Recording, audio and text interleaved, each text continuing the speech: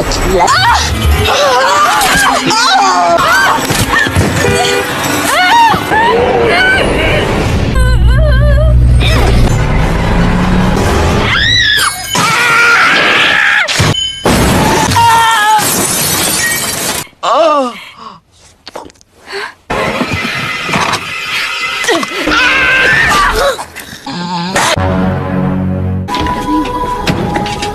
Film berawal di mana ada sebuah keluarga yang mendatangi kediaman seorang paranormal bernama Nyonya Saun Sandena dengan membawa anaknya yang selalu berhalusinasi tentang teror misterius sesudah dia mengambil perhiasan milik seseorang. Meskipun orang tua mereka berusaha mengembalikan kepada pemiliknya, tetapi si pemilik dari kalung itu tidak sudi untuk menerimanya lagi. Mengetahui ada sebuah kejanggalan, maka Nyonya Saun Sandena membawa mereka ke ruangannya dan meruqyah anak itu sambil membaca mantra dan melakukan pengusiran seton. Kemudian mereka didatangi oleh hawa mistis dan sebuah makhluk yang tidak kasat mata dengan menyerang mereka dan melempar si bocah sampai terpental. Belum diketahui apa dan siapa yang sudah mengirim santet kepada keluarga itu. Tidak lama kemudian si bocah pun diseret oleh makhluk yang tidak diketahui ke dasar tanah dan kemudian lempengan lantai menutup kembali dengan utuh. Dan inilah Drag Me to Hell.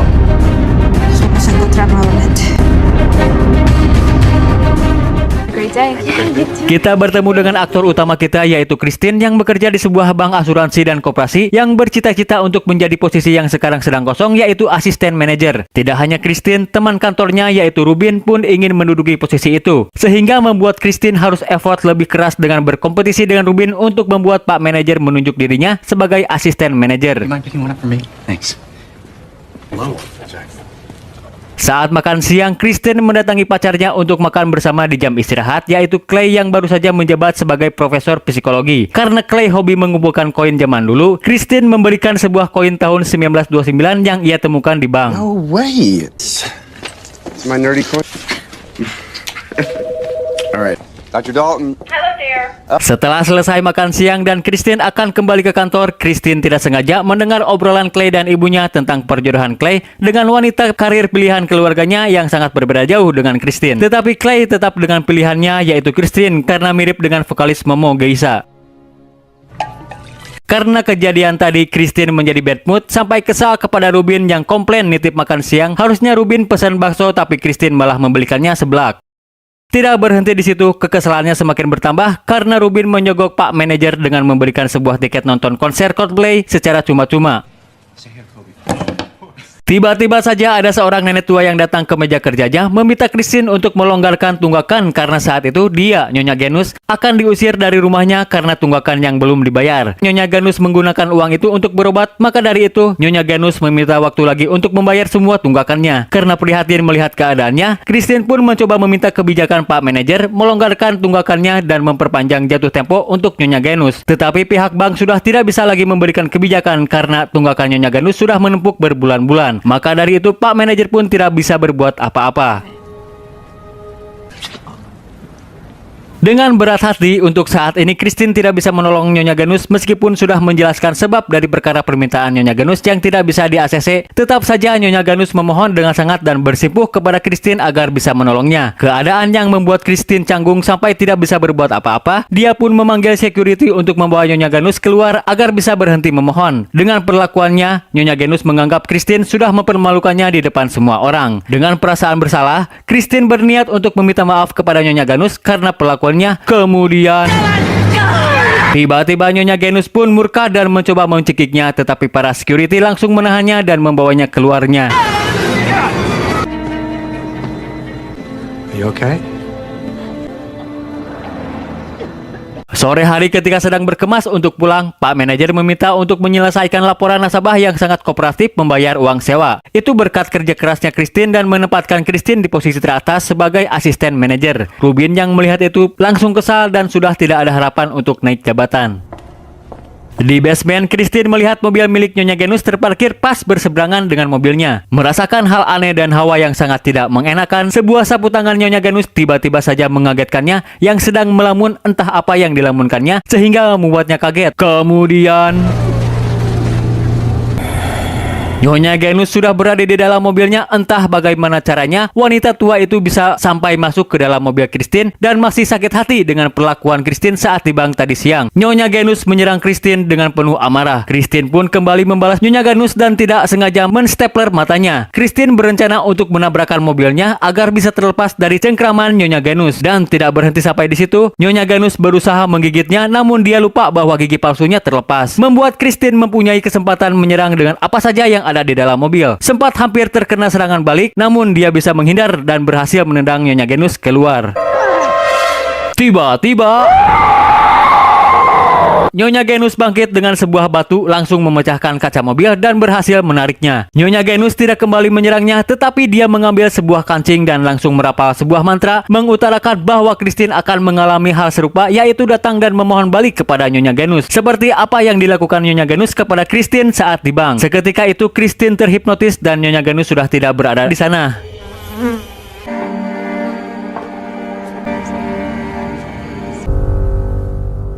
Once they said, Okay. Clay sudah meminta pihak kepolisian untuk memperingatkan Nyonya Genus agar tidak lagi mengganggu Christine dan menghubungi Pak Manajer tempat kerja Christine untuk meminta izin libur kerja. 2 extensions already, right? Kemudian ada hawa misterius mulai bermunculan yang menghampiri Christine, merasakan sesuatu yang aneh setelah berurusan dengan wanita tua itu. Clay mencoba untuk menenangkannya, tetapi Christine meminta pergi ke paranormal untuk meramal nasib. Takutnya terjadi sesuatu. Clay pun tidak bisa menolak, takut tidak diberi jatah bobo bareng, dan mereka pun langsung mendatangi tempat peramal tersebut.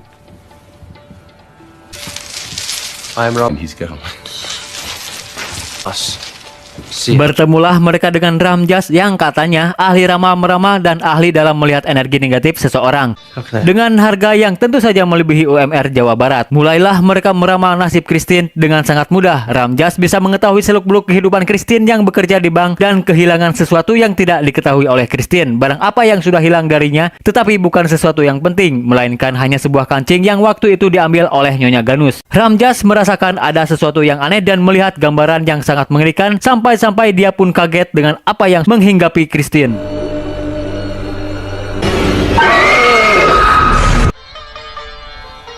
Karena dengan sangat penasaran, Christine memaksa Ramjas untuk menjelaskan sesuatu yang sudah dilihatnya. Ramjas meminta pengakuan Christine apakah dia sudah bermain-main dengan sesuatu yang berbau ilmu hitam dan goib. Tentu saja Christine membantahnya. Kemudian Ramjas pun menyangka bahwa Christine sudah dikutuk oleh seseorang. Clay tidak percaya apa yang sudah Ramjas terangkan karena mencurigai bahwa dia sudah membohongi mereka dengan berdalih mengetahui seluk-beluk Christine dan menebak salah satu kancing yang hilang di baju Christine.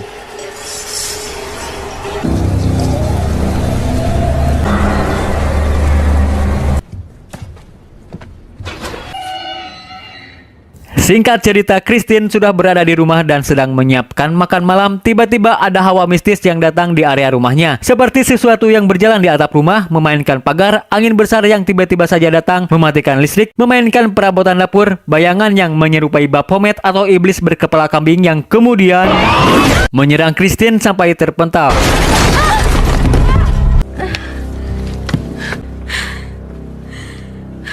Dengan kejadian itu, Christine meminta Clay untuk datang ke rumahnya. Clay beranggapan bahwa Ramjas sudah membuat ulah dengan meneror Christine. Tetapi Christine percaya bahwa itu bukan perbuatan dari si peramal. Clay mengundang temannya yang ahli psikolog dan juga seorang dokter ahli kejiwaan bahwa apa yang sudah Christine alami adalah mungkin gangguan stres berlebih sehingga dia berhalusinasi tidak pakai lauk. Untuk menghibur pacarnya yang mungkin stres dengan pekerjaan, Clay mengajak Christine berlibur ke kampung halamannya di ujung Berung.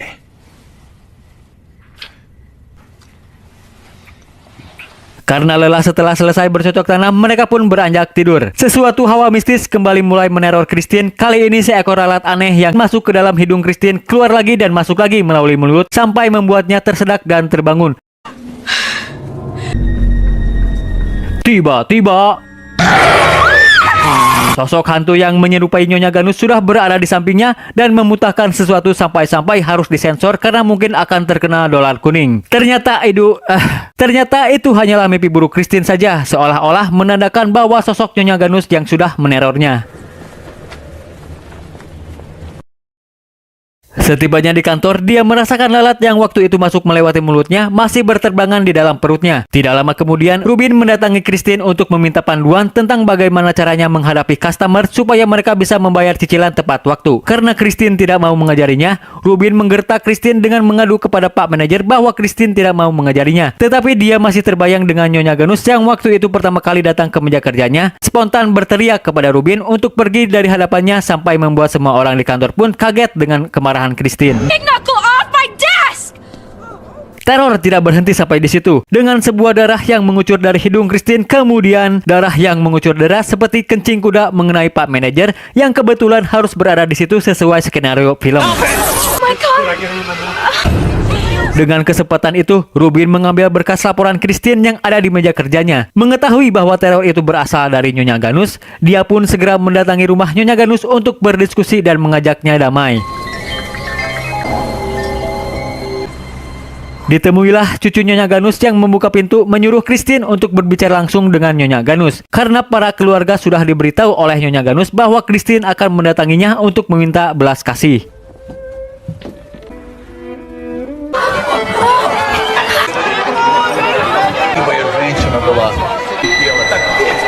Di dalam rumah, para keluarga sedang melakukan pemakaman Nyonya Ganus yang ternyata sudah meninggal. Meskipun sudah meninggal, Nyonya Ganus tetap meneror dan seperti sedang memberi peringatan kepada Christine tentang kemarahannya atas kejadian di bank waktu itu. Dan cucunya menyatakan bahwa Christine harus siap dengan apa yang akan menimpa Christine. What plagues you is the Lamia. Sebagai bahan pertimbangan untuk meyakinkan bahwa dirinya sudah dikutuk, Christine mendatangi Ramjas dan meminta mencari tahu apa yang sudah dilakukan oleh Nyonya Ganus kepada Christine. Sebuah kutukan dari kaum Gypsy yang dikenal mempunyai kutukan yang teramat sangat pedih yang bersatu dengan ilmu hitam, yang dimana bila mereka para kaum Gypsy sudah mengalami penindasan yang berujung dari ketidakadilan kemudian sakit hati secara mendalam, mereka pun langsung mengutuk dengan mengambil sesuatu barang milik korban kemudian memberikan kembali barang korban yang sudah dikutuknya itu. Iblis yang sudah meneror Christine adalah Lamia berupa iblis berkepala kambing hitam yang juga dikenal dan disebut dengan Baphomet. Baphomet akan mengambil jiwa orang yang sudah dikutuk dengan meneror terlebih dulu selama 3 hari dan kemudian mengambil jiwa raga dari korbannya. Mengingat yang diambil adalah sebuah kancing, Christine mencoba akan membakarnya saja. Namun kutukan kaum Gypsy tidak bekerja seperti itu. Untuk menghilangkan kutukannya, barang yang sudah dikutuk itu harus dipindah tangankan kepada orang lain. Maka kutukan yang sudah diberikan kepada Christine akan berpindah kepada orang tersebut. Ramjas sempat memberikan hal mudah, yaitu dengan menumbalkan hewan seperti anjing, kucing, ayam, atau kambing. Karena Christine seorang penyayang binatang, mustahil baginya melakukan tumbal. Jika tidak dilakukan, maka bersiaplah untuk teror selanjutnya yang mungkin akan semakin pedih. Ramjas pun memberikan buku tutorial bagaimana cara menumbalkan hewan untuk hal magis.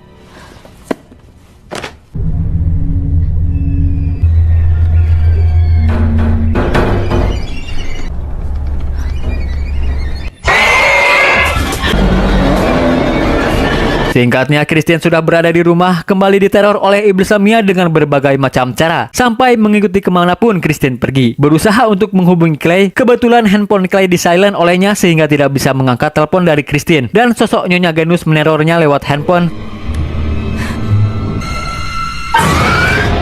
Setibanya Lamia di depan pintu, mencoba meraih Christine dengan menggunakan jurus bayangan yang dimiliki oleh klan Shikamaru. Christine pun diombang-ambing oleh iblis itu dan melempar Christine.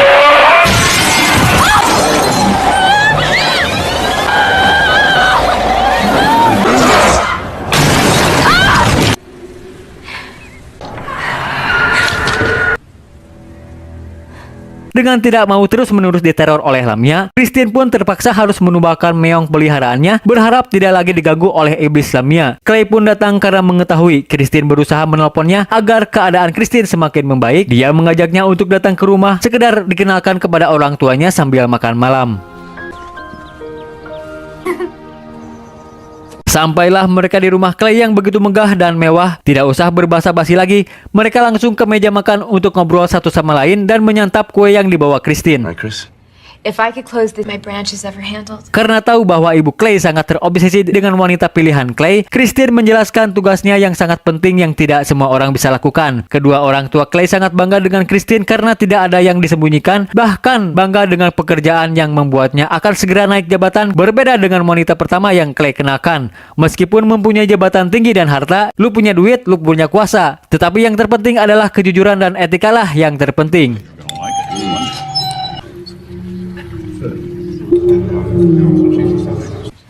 Did you hear something? Obrolan yang sangat asik dan chemistry antara mereka semakin terbentuk. Kemudian halusinasi yang menghampiri Christine dengan menampakkan sebuah bola mata di kuenya mirip dengan mata dari Nyonya Ganus. Suara-suara keras yang mengganggu, mendengar jejak kaki yang mirip dengan suara kambing yang ia dengar di rumahnya. Kemudian lalat yang sudah menghinggap di perutnya sekian lama keluar begitu saja dan membuat keluarga Clay ilfil dan langsung berhenti memakan kue karena dianggap kue itu penyebab lalat berdatangan. Suara yang semakin keras sampai Christine harus berteriak karena mengganggu kenyamanannya, menimbulkan masalah dengan keluarga Clay sampai Christine malu dengan apa yang sudah terjadi. Malu jika dia harus dianggap kelainan jiwa, malu jika dia dianggap tidak mempunyai etika. Agar tidak menimbulkan masalah lagi, dia segera pergi dan mendatangi si peramal itu, yaitu Ramjas. You're so full of shit! Menyalahkannya karena apa yang sudah dilakukannya itu sia-sia sampai harus mengorbankan meong kesayangannya. Karena iblis ini sangat kuat dan tangguh dan waktunya sudah dekat, yaitu mendekati hari ketiga di mana Lamia akan membawa jiwa raga seseorang yang terkena kutukan. Maka Ramjas mengajaknya untuk mendatangi sesepuh peramal untuk melenyapkan Lamia, tetapi tentu saja dengan bayaran yang tidak sedikit. What do you need from me? Dengan keputusasaan itu, Christine meminta pinjaman kepada Pak Manajer, tetapi dengan adanya kendala dengan keuangan perbankan karena ada beberapa tunggakan dari nasabah yang cukup besar, Pak Manajer tidak bisa membantunya. Sedangkan untuk posisi asisten manajer akan diberikan kepada Rubin. Mendengar pernyataan itu, dengan tidak ada cara lain menjual semua barang berharga yang Christine miliki untuk bisa membayar paranormal yang akan melenyapkan kutukannya. Astagfirullahaladzim. Kemudian sosok Nenek Ganus kembali meneror Christine dengan tidak ada habisnya. Beruntung sekali semua itu hanyalah sebuah halusinasi.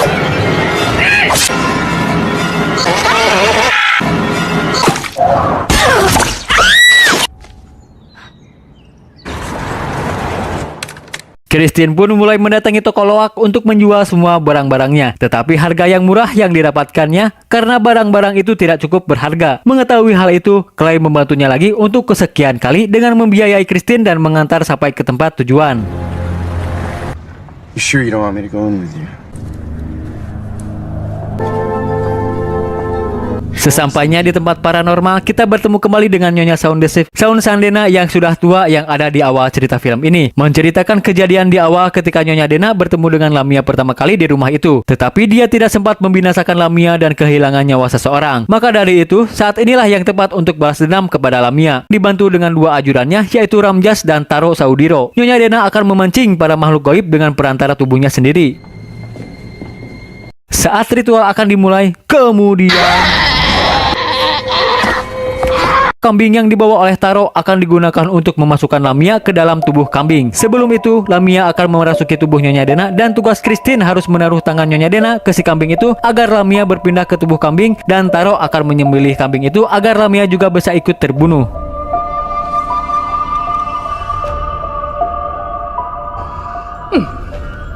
Welcome to Dead Into My Soul.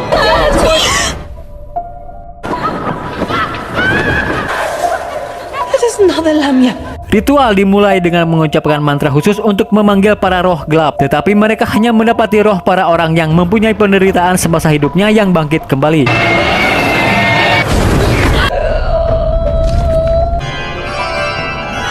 Akhirnya Lamia pun datang dan langsung merasuki tubuh Nyonya Dena.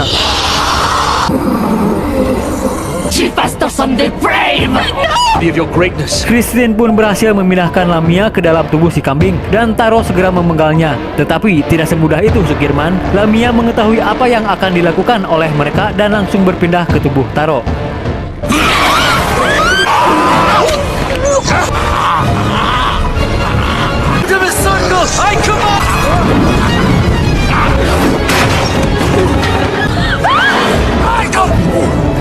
Menyerang semua orang yang berada di situ, memutahkan meong Christine yang sudah dijadikan tumbal. Nyonya Dena berhasil melenyapkan iblis itu dari tubuh Taro, sehingga membuat Nyonya Dena harus tewas karena keadaan tubuhnya yang sudah tidak lagi bertahan saat dirasuki oleh Lamia dan saat membaca mantra kuat untuk melenyapkan iblis Lamia dari tubuh Taro. Selesailah sudah acara ritual dan pertarungan antara iblis melawan para dukun. Kini Nyonya Dena harus dikebumikan secara terhormat.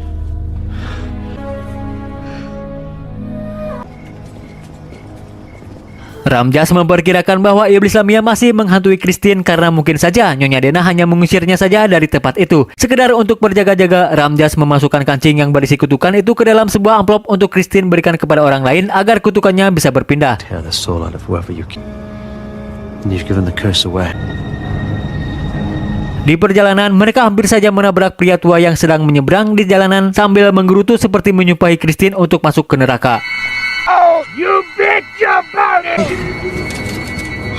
Christine tidak memberitahukan bahwa dia akan memberikan kancing yang berisi kutukan itu kepada orang lain. Dia singgah di sebuah kafe dan mencari orang yang cocok untuk diberikan kutukan.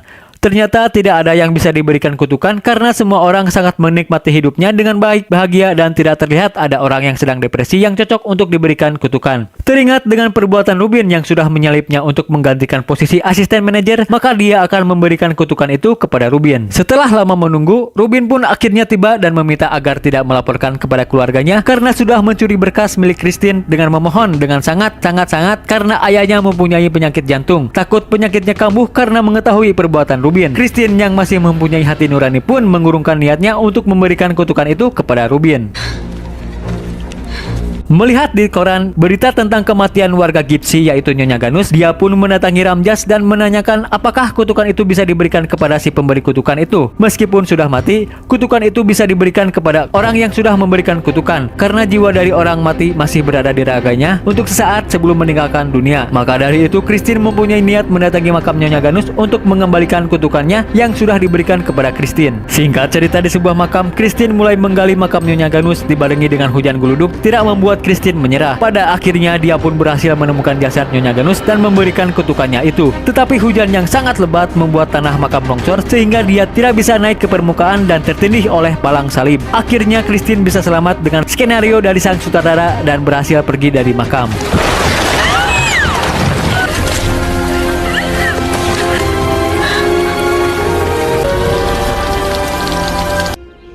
Christine, it's Jim. After I confronted him about a few inconsistencies him around anymore. Esoknya Pak Manajer langsung menghubungi Christine bahwa Rubin ketahuan sudah mencuri berkas milik Christine yang waktu itu diperintahkan Pak Manajer untuk menyelesaikannya. Kini posisi asisten manajer akan diberikan kepada Christine dan Rubin sudah dipecat dari pekerjaannya. Dengan semua hal yang sudah semakin membaik dan berakhir bahagia, Christine dan Clay pun akan pergi liburan ke kampung halamannya. Di stasiun, mereka menunggu kereta yang akan menuju ke tempat tujuan. Namun Clay mengeluarkan amplop yang berisi kancing kutukan karena Christine salah ambil saat mereka hampir menabrak kakek tua waktu itu dan tertukar dengan amplop yang berisi koin pemberian Christine. Terkejutnya dia sampai-sampai harus terjatuh ke bawah rel kereta. Kemudian ada sesuatu yang menariknya dari dalam tanah, mirip dengan adegan bocah di awal film. Ternyata Lamia sudah berhasil membawa Christine sampai ke neraka, membuat Clay harus kehilangan wanita tercintanya itu, dan film pun selesai. Film garapan Sam Raimi ini sangat mengesankan sekali untuk ditonton dengan garis merah yang penuh misteri dan adegan mencekam. Di awal film yang membuat semua orang penasaran, sebenarnya apa yang membuat orang sampai harus terkena teror mengerikan. Sampai pada pertengahan film yang membuat euforia menonton menjadi semakin tegang dan adanya jump scare dan hal positif yang harus kita ambil dari film ini adalah tolong menolonglah saat orang lain membutuhkan pertolongan dan berbuat baiklah kepada semua orang karena apa yang kau tanam itulah yang akan kau tuai. Saya beserta kru yang bertugas yaitu saya sendiri undur pamit, sampai bertemu di konten selanjutnya. Wassalam.